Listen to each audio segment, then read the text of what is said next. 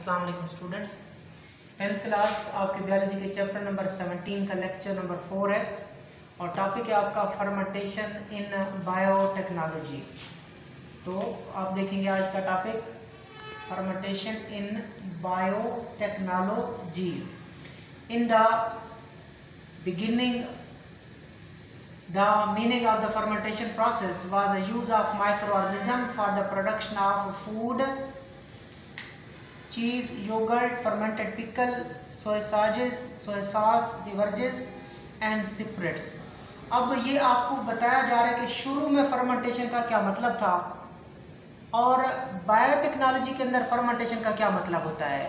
So in the beginning the meaning of the fermentation process was the use of microorganism. शुरू में fermentation का मतलब होता था माइक्रोऑर्गेनिज्म को इस्तेमाल करना for the production of food, खुराक बनाने के लिए इस्तेमाल करना। और खुराक में क्या, cheese, yoghurt, fermented pickle, soy sausage and soy sauce, paneer बनाना, दही बनाना, खमीरी अचार बनाना, उसके बाद सोय सॉसेज और सोया सॉस बनाना, सविया वगैरह की चटनी वगैरह, केचप वगैरह जो होते हैं ये चीज़ें बनाना। और इसके अलावा और क्या बनाना, बिवरेजेस बनाना यानी कि मशरूबात बनाना जिसमें बियर और वाइन आते हैं। इसके अलावा स्पिरिट्स बनाना।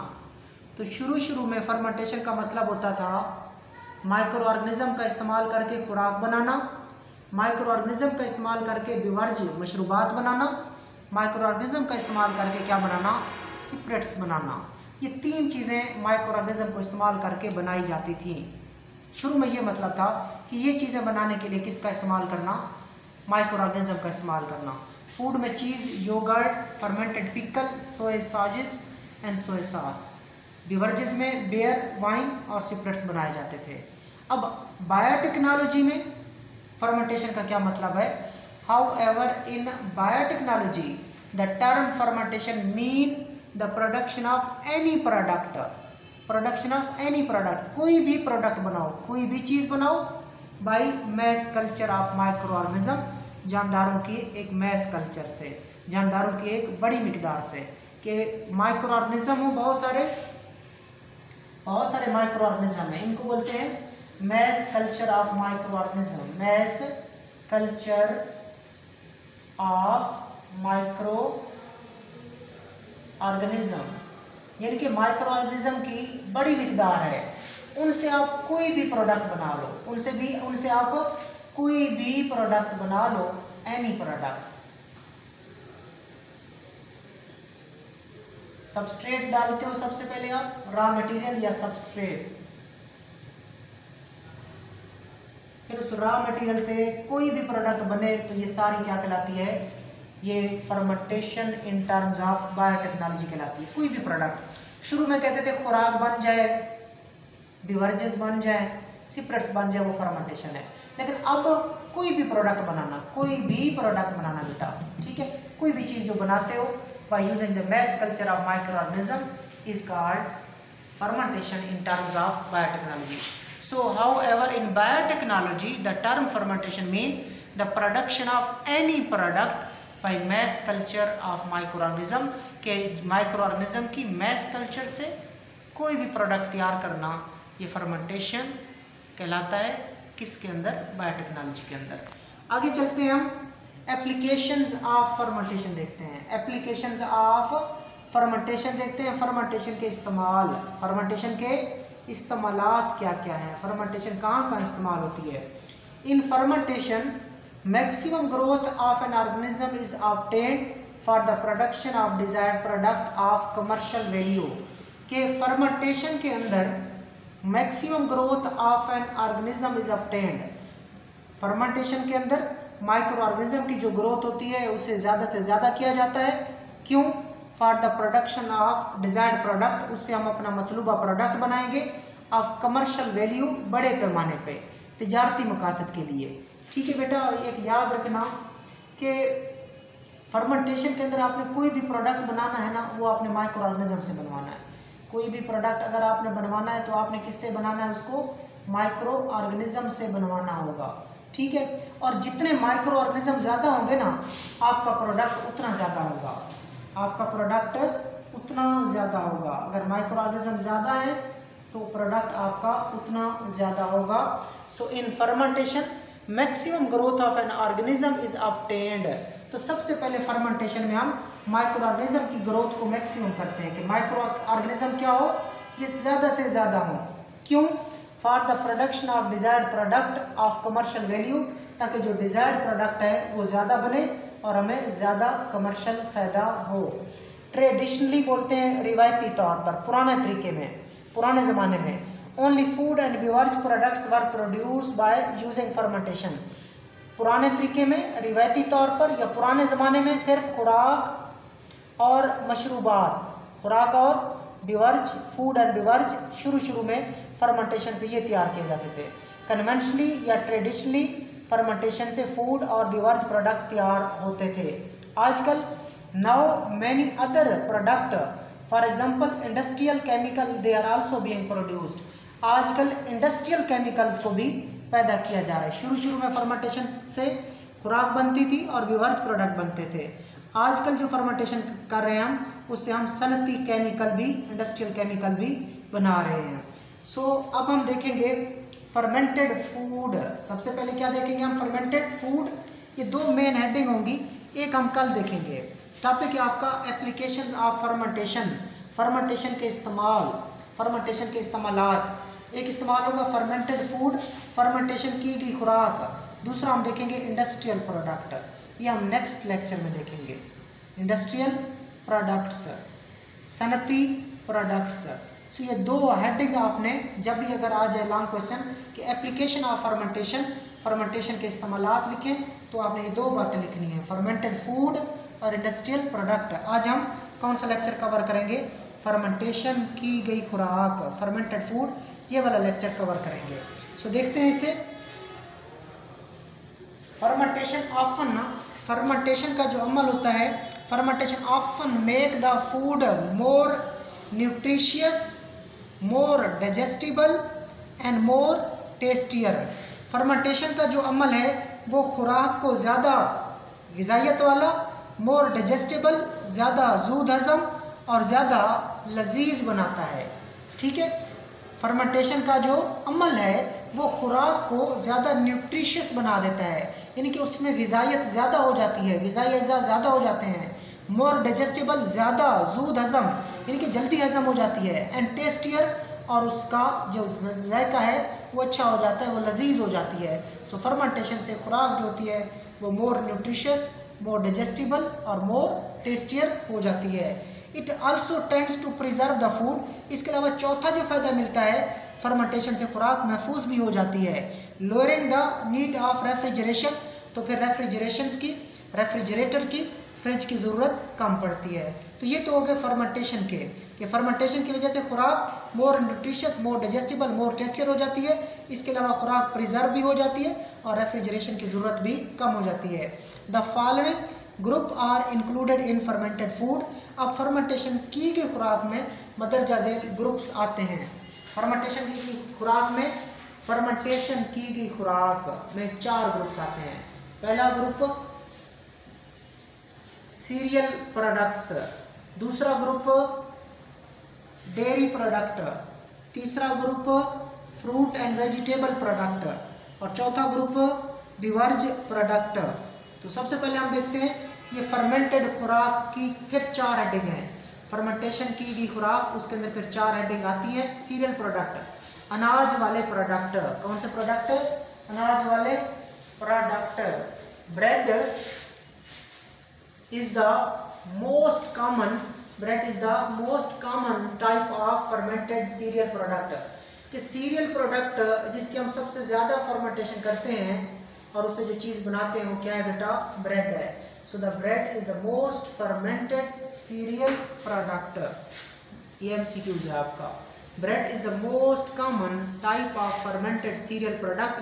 के अनाज वाले प्रोडक्ट में ब्रेड या रोटी, खमीरी रोटी इसको कहते हैं, ये सबसे ज़्यादा प्रोडक्ट है जिसकी फर्मेंटेशन होती है। कैसे करते हैं? The wheat dough is fermented by saccharomyces cerevisiae. सबसे पहले हम गंदम का आटा लेते हैं। सबसे पहले हम किसका आटा लेते हैं? गंदम का आटा लेते हैं, जिसको हम कहते हैं व्हीट डो। गंदम का आटा लेते हैं और फिर हम उसकी सैक्रोमाइसीस सेरविज़ाई से क्या करवा लेते हैं, फर्मेंटेशन करते हैं। सैक्रोमाइसीस सेरविज़ाई से फर्मेंटेशन कराते हैं और इसके अलावा थोड़े से लैक्टिक एसिड बैक्टीरिया भी ऐड करते हैं और उनसे क्या बन जाती है, ब्रेड बन जाती है। सो ये आपने देखा सीरियल प्रोडक्ट्स, ठीक हो गया, अनाज वाले प्रोडक्ट। इसमें आपने ब्रेड का नाम लाजमी देखना है कि bread is the commonest type of fermented serial product, कि अनाज वाले प्रोडक्ट में जो ब्रेड है वो कॉमनेस्ट टाइप है, ठीक है। इसके अलावा कैसे तैयार होती है, wheat dough is fermented by saccharomyces cerevisiae along with some lactic acid bacteria, कि जो गंदम का आटा होता है उसकी फर्मेंटेशन हम सैक्रोमाइसीस सेरविज़ाई से करते हैं जो कि यीस्ट है, और इसके अलावा कुछ लैक्टिक एसिड बैक्टीरिया होते हैं उनसे भी गंदम के आटे की हम फर्मेंटेशन करते हैं और उससे क्या बनती है, हमारी ब्रेड बनती है। आगे चलते हैं dairy products. Dairy products, the cheese and yogurt, यहाँ पे दो ये लफ्ज आपने याद रखने, चीज एंड योगर्ट। चीज कहते हैं पनीर को, योगर्ट कहते हैं दही को। So the cheese and the yogurt are important fermentation product, कि डेयरी प्रोडक्ट में से इम्पॉर्टेंट कौन है, एक पनीर है और एक दही है। सो डेयरी प्रोडक्ट में जो इम्पॉर्टेंट होती हैं वो एक पनीर है और एक दही है। तो cheese and yoghurt are important fermentation product, paneer और दही अहम फर्मेंटेशन के प्रोडक्ट हैं। Cheese is formed when a milk protein is coagulated. अब चीज़ कैसे बनती है, ठीक है, दही कैसे बनता है और चीज़ कैसे बनती है। Cheese is formed when milk protein is coagulated, paneer तब बनती है जब दूध की प्रोटीन को क्या किया जाता है, कोआगुलेट किया जाता है, जम जाती है।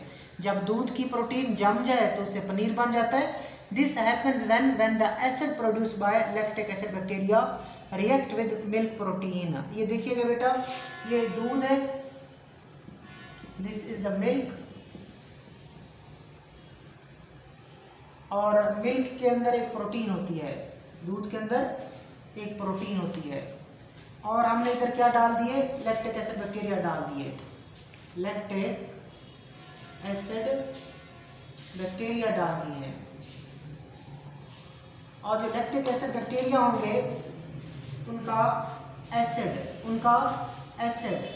लैक्टिक एसिड बैक्टीरिया का क्या, एसिड क्या करेगा, रिएक्ट करेगा किसके साथ, मिल्क की प्रोटीन के साथ।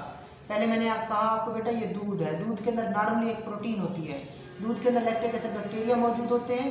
तो लैक्टिक एसिड बैक्टीरिया का जो एसिड होता है वो दूध की प्रोटीन के साथ क्या करता है, रिएक्ट करता है। वो दूध की प्रोटीन के साथ क्या करता है, रिएक्ट करता है, जिससे दूध की प्रोटीन क्या हो जाती है, कोआगुलेट हो जाती है, जम जाती है। क्या हो जाती है, कोआगुलेट हो जाती है। उससे क्या बन जाती है, उससे चीज़ बन जाती है। तो ये आपने चीज़ बनाई।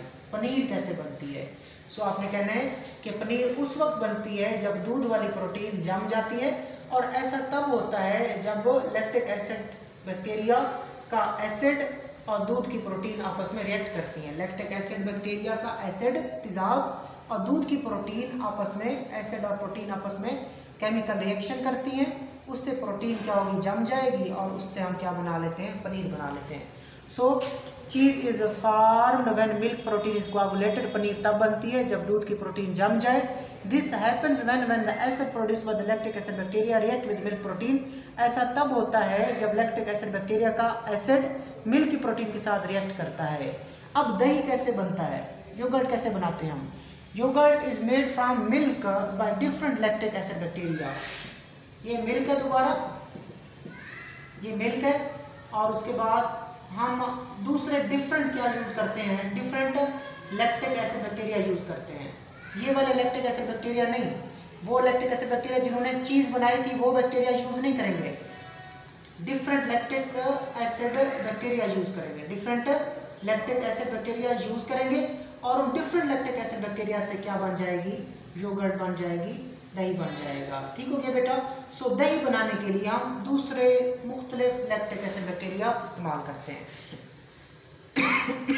आगे चलते हैं, फ्रूट एंड वेजिटेबल प्रोडक्ट्स, फल और सब्जियों वाले प्रोडक्ट, फल और सब्जियों वाले product. Fermentation is usually used, fermentation का इस्तेमाल आमतौर पर किया जाता है along with the salt and the acid. Fermentation का इस्तेमाल आमतौर पर किया जाता है क्या इस्तेमाल करके, साल्ट और एसिड इस्तेमाल करके, टू प्रिजर्व द पिकल, उससे फिर अचार महफूज बनाते हैं हम, फ्रूट महफूज बनाते हैं और वेजिटेबल भी महफूज बनाते हैं। So fermentation is usually used, fermentation का आमतौर पर इस्तेमाल किया जाता है। कैसे? Along with the salt and acid, नमक और तेज़ाब का इस्तेमाल करके हम पिकल को, फ्रूट को, वेजिटेबल को प्रिजर्व कर सकते हैं, महफूज बना सकते हैं। नमकियात और तेज़ाब का इस्तेमाल किया जाता है जिससे हम अचार, फलों और सब्जियों को महफूज कर सकते हैं। Now we come to the last fermentation food and that is the beverage product, मशरूबात वाले प्रोडक्ट्स। ये देखिएगा बेटा, इसमें हमने बियर और वाइन की बात करनी है। बियर और वाइन, बियर और शराब, ये कैसे बनती है?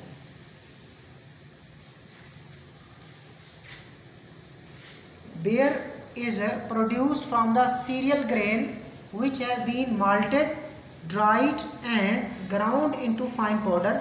Fermentation of the powder is done by the yeast.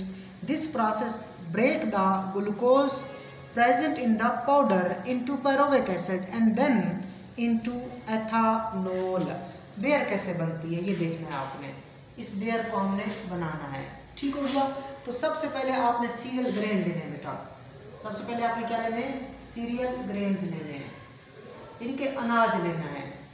गंदम के बीज ले लेने हैं, चावल के बीज भी आप ले सकते हो, जौ के बीज आप ले सकते हो। तो सीरियल ग्रेन, अनाज लेना है, अनाज के दाने आपने लेने हैं। उसके बाद आपने क्या करना है? उनको माल्ट करना है, माल्टेड। माल्टेड का मतलब होता है शहीरा करना उनको, ठीक हो गया। सीरियल ग्रेन को हमने क्या करना है? माल्टेड करना है, यानी कि उनको पानी में भिगो के रखना है। और फिर क्या करना है? पानी में भिगो के रखने के बाद उसको ड्राई करना है, ड्राइड कर लेंगे, खुश्क कर लेंगे। उसके बाद उसको ग्राउंड करेंगे, पीस लेंगे, उन दानों को पीस लेंगे। पीसने के बाद वो दाने क्या बन जाएंगे? पाउडर बन जाएगा। वो दाने क्या बन जाएंगे? पाउडर बन जाएगा। उस पाउडर की हम फर्मेंटेशन करा देते हैं। पाउडर की क्या करा देते हैं? फर्मेंटेशन। किसके जरिए? यीस्ट के जरिए फर्मेंटेशन करा देते हैं। पाउडर में ग्लूकोज होगा, पाउडर के अंदर क्या होगा? ग्लूकोज। फर्मेंटेशन कराएंगे। अब फर्मेंटेशन क्या होती है? यानी कि इस पाउडर को हम ऐसी जगह रखेंगे जहां पे ऑक्सीजन नहीं होगी, माइक्रो ऑर्गेनिज्म मौजूद होंगे, माइक्रो ऑर्गेनिज्म मौजूद होंगे, ऑक्सीजन नहीं होगी और वहां पे ग्लूकोज की नामुकम्मल ऑक्सीडेशन रिडक्शन होगी, जिसको कहते हैं फर्मेंटेशन। जिसके नतीजे में ग्लूकोज किस में टूटेगा? पायरोविक एसिड में, पायरोविक एसिड में टूटेगा। और पायरोविक एसिड से क्या बन जाएगा? बाद में एथेनॉल, कार्बन एसिड भी निकलेगी, फिर एसिटल्डिहाइड और बाद में एसिटल्डिहाइड से क्या बन जाएगा? एथेनॉल बन जाएगा, ठीक हो गया। तो इस तरह आपने बियर बनाई। आपने कहा कि beer is produced from the cereal grain. Beer कैसे बनी? सीरियल ग्रेन से बनी। और सीरियल ग्रेन को आपने क्या किया? विच हैव बीन माल्टेड, उनको आपने शहीरा करना है, एंड देन ड्राइड, और आपने बाद में उनको खुश्क करना है। और उसके बाद क्या करना है? आपने ग्राउंड करना है, यानी कि उसको पीसना है। किस शक्ल में लेके आना है? टू फाइन पाउडर लेके आना है। तो अनाज वाले जो अनाज होगा उसको शहीरा करना है, खुश्क करना है, फिर पीसना है। और जब पाउडर बन जाएगा फिर आपने उस पाउडर की यीस्ट के जरिए क्या करवा देनी है? फर्मेंटेशन करा देनी है।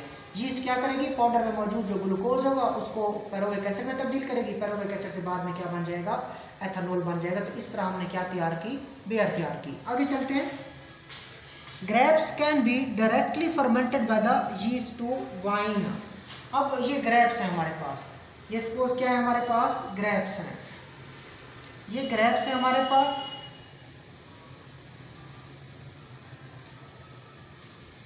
ठीक हो गया। इनको हम एक बर्तन में रखेंगे और अंदर क्या डाल देंगे? यीस्ट डाल देंगे।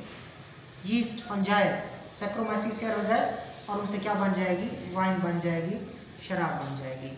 तो अंगूरों की ये ग्रेप्स हैं बेटा, अंगूरों की ग्रेप्स की बराह रास्त फर्मेंटेशन जब यीस्ट से कराई जाती है तो क्या बनता है? वाइन बनता है। अंगूरों की बराह रास्त फर्मेंटेशन कराएंगे हम यीस्ट फंजाई से और उससे शराब बनेगी। The grapes they are directly fermented by the yeast to produce wine. सो ये आज आपका टॉपिक था, एप्लीकेशंस ऑफ फर्मेंटेशन।